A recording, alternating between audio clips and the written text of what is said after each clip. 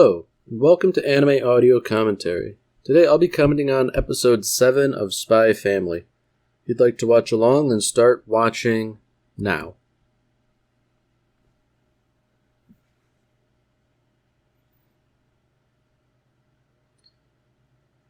So Lloyd is kind enough to give us a little bit of a quick rundown about what's going on. You know, Donovan Desmond is the guy that's trying to ruin everything. He got Anya into Eijitan Academy as part of a plot to get closer to Desmond and avert war. And the second phase involves Anya getting 8 merit badges so she can become basically like a top student and get all sorts of extra privileges and stuff. However, you also have to watch out for 8 demerit badges, one of which Anya has already earned due to a bit of an incident she had with Donovan's son. You know, incident putting it a bit mildly, considering she slugged him across the face. So, between these two things, it seems like both Plan A and Plan B are kinda shaky.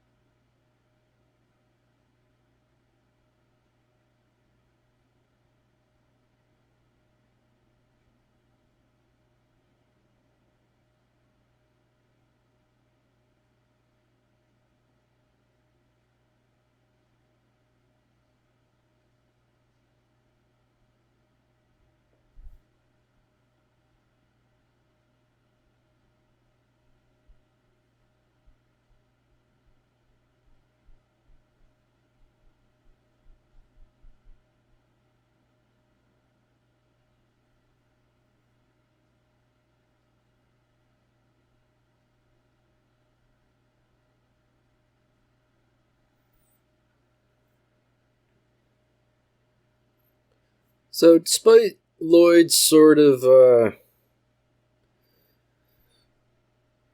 worrying about everything that's going on, he seems to be maintaining a nice household for everyone. Of course, he still seems to be kind of, rigidly fixated on the mission.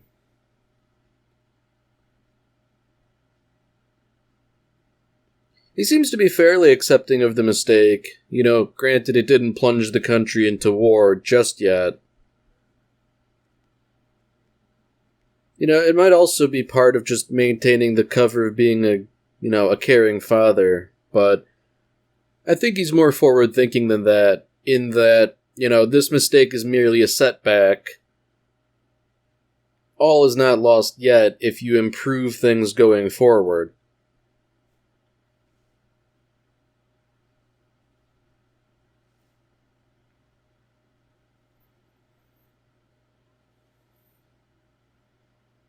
So I find it interesting that Eijitan Academy has school buses. You know, I would think that such a prestigious place would have something less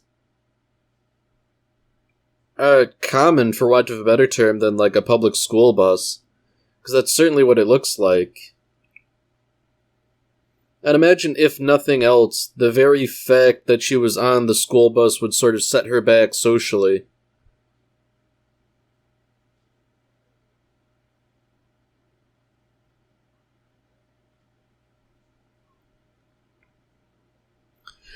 So yeah, just like that, like Becky's already, offering to have her personal driver drive Anya as well.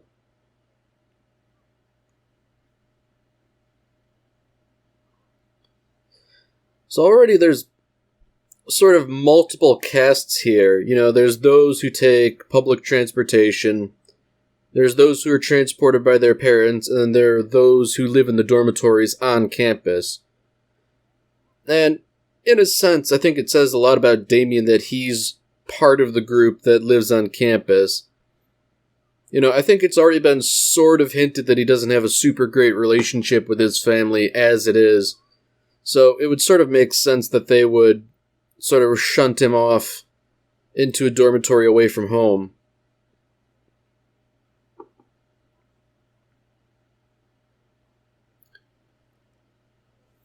So as to be expected, Lloyd is really leaning into this whole spying business. Becky seems to be interfering with Anya's apology out of pride, but Lloyd takes this as potential malicious activity as someone who's aware of the mission. Obviously that's absurd. Becky's like 6. But, the absurdity is what makes this so great.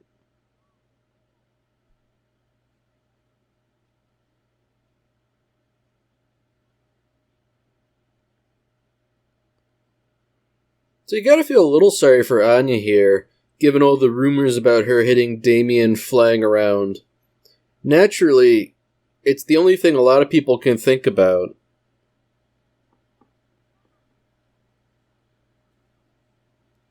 Of course, Becky, who Anya was supposedly hitting Damien on her behalf, is a bit more understanding about everything.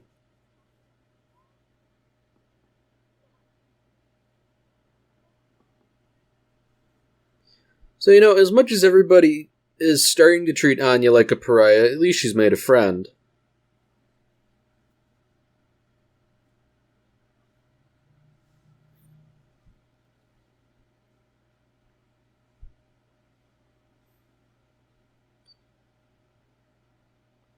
So now we get a bit of insight into Damien.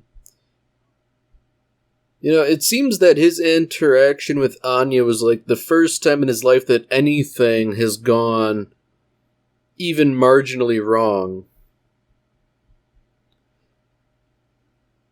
So if nothing else, it's particularly notable for him.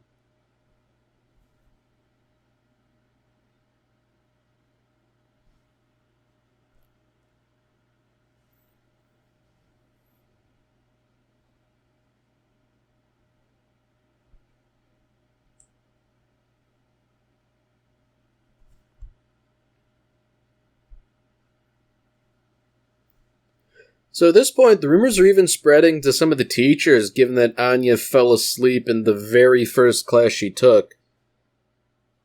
She might actually be a delinquent, at least in the minds of all the others. So Anya is still devoted to the whole idea of apologizing, even if Becky is trying to tell her it's a fool's errand. Anya knows slightly better than her, but not for any reasons Becky could readily understand.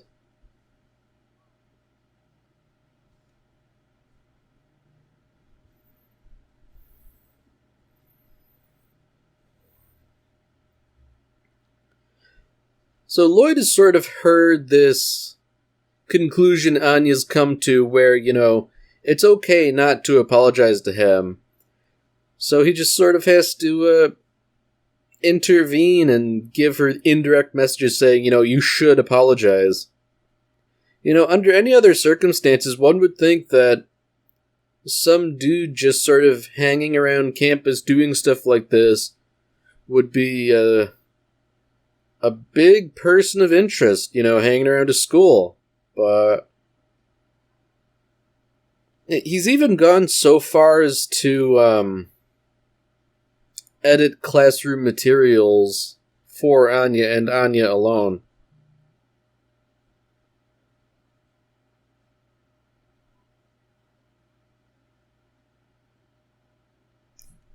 He even goes as far as to deface some of the shrubbery to spell out sorry and attach notes to the backs of other students. One would think it's almost more suspicious that all this stuff is happening.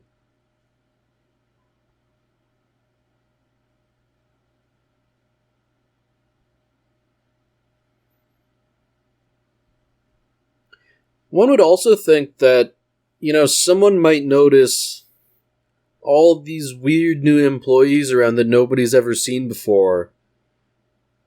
Lloyd is a master of disguise and everything, but he's not putting in his best effort right now. Like, it's very clearly just him wearing a uniform.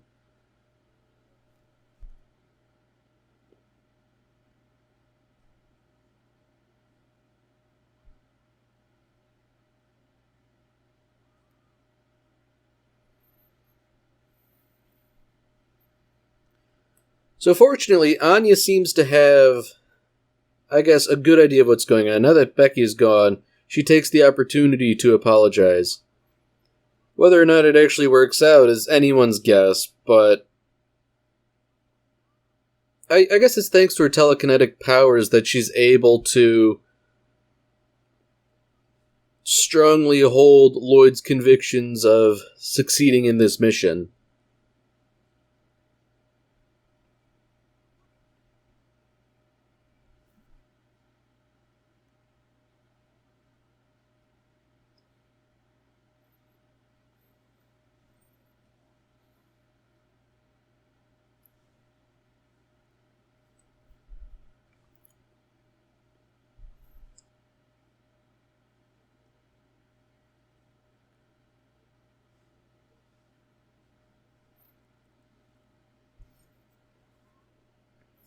So interestingly, everybody's getting the wrong idea about what's going on. Anya came to apologize. Damien's lackeys are thinking about how he's going to make fun of her, but Damien appears to have a bit of a crush on her and is unwilling to smack her around verbally, at least right now.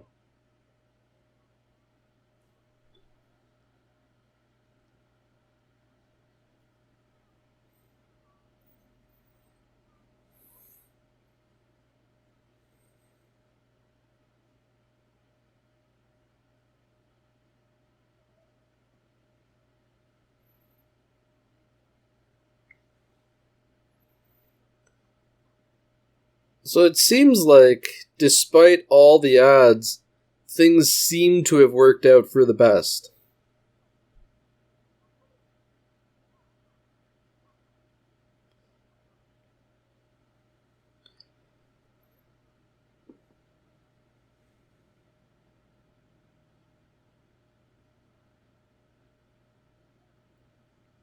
I find it interesting that Anya is portrayed slightly differently from Damien's point of view than everyone else is. I think that's an artistic touch that's unique to this adaptation. I don't think that was something in the manga, but I do find it interesting and a little telling.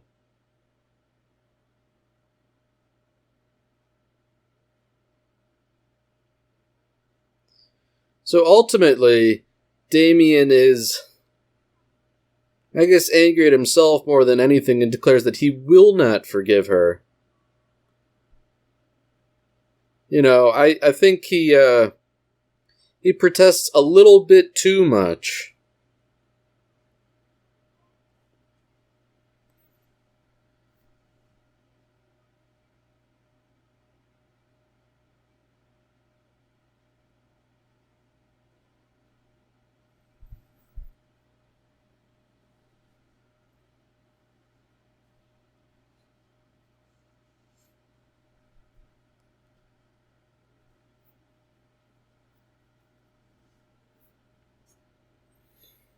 So now back at home, it seems that Anya is having a little bit of a remedial math lesson with Lloyd.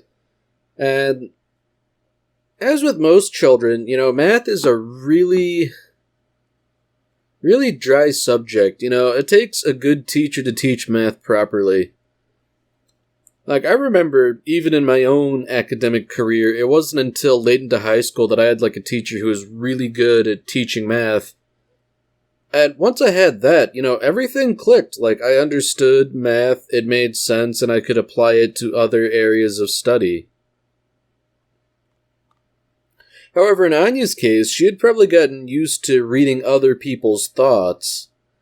And in a case like this, where Lloyd is thinking so seriously about the mission, that just sort of drowns out everything else.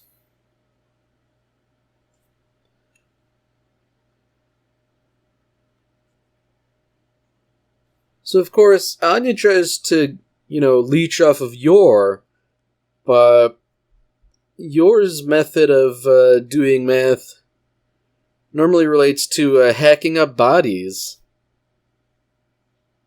which is totally unhelpful, but in an entirely different way.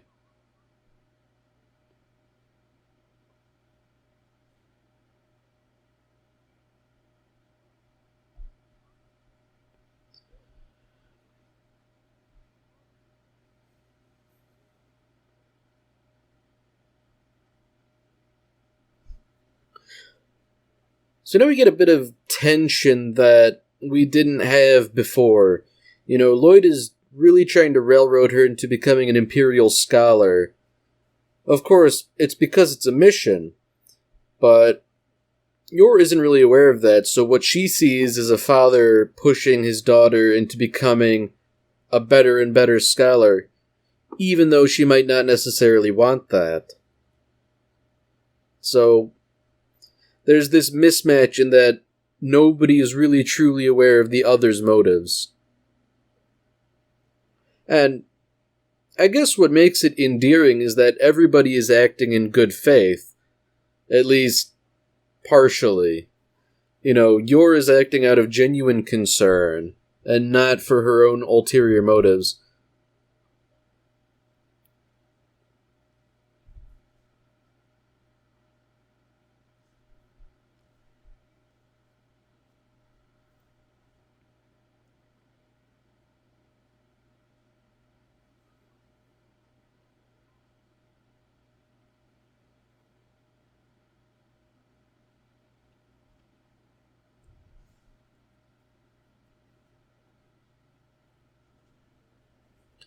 Alright, so now we get little bits and hints of one of my personal favorite characters. If Frankie is a great character because he's a put-upon everyman that occasionally stirs the pot, then Yor's younger brother Yuri is the best character because he can't help but get himself into more trouble. Without giving any spoilers, he is intensely devoted to his sister and only wants the best for her, and in doing so, he makes his own life miserable. It's really funny in a sort of Sisyphus pushing a boulder up the hill kind of way.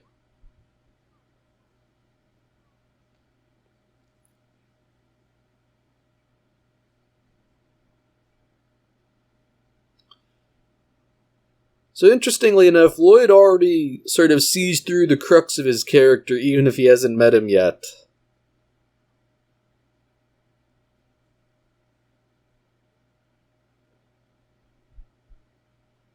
So what's also interesting is that Yor has a decent idea about how to help Anya with mathematics. And whether or not that'll truly work given the unique situation of this family, that's anyone's guess, but Lloyd, to his credit, is at least willing to try.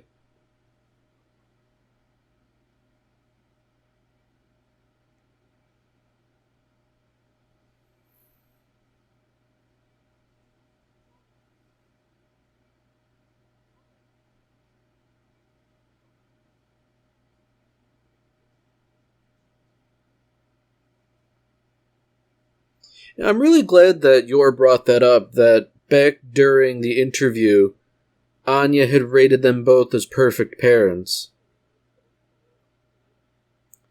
That seems to be something Lloyd had kind of forgotten, that despite everything, Anya genuinely does enjoy them and their company.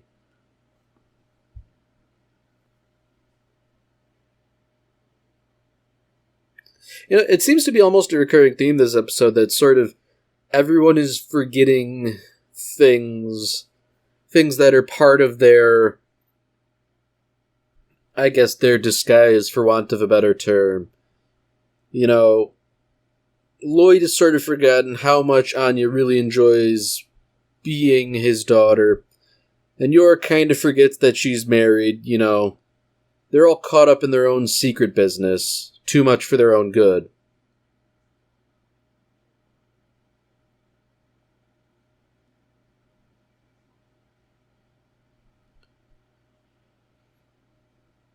So ultimately, Lloyd decides, he needs to take a bit of a different approach. If this mission is really to succeed, he needs to understand Anya first and foremost.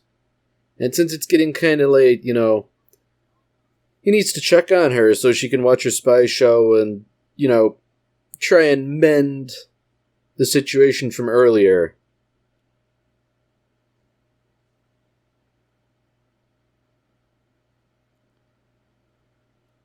Of course, what we discover is that Anya, being entirely devoted, had been studying on her own and had fallen asleep.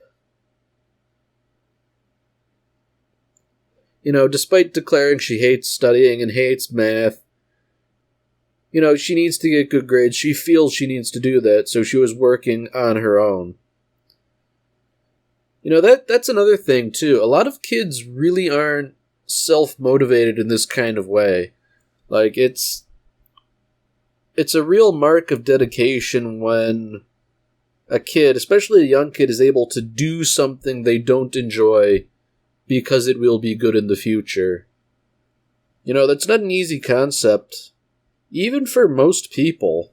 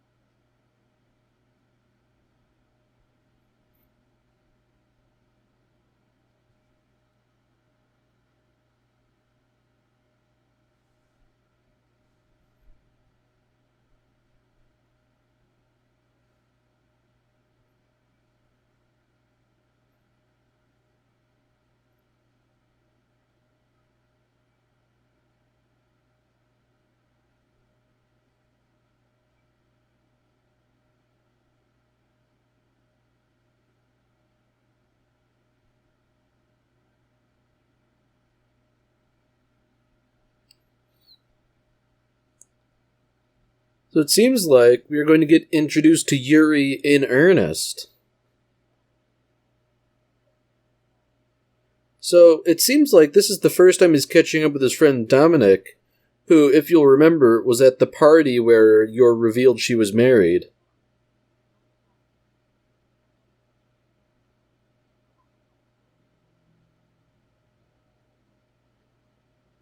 Well, interestingly, Dominic congratulates Yuri, but Yuri didn't know. Oh dear. Understandably, it's a pretty big shock to him.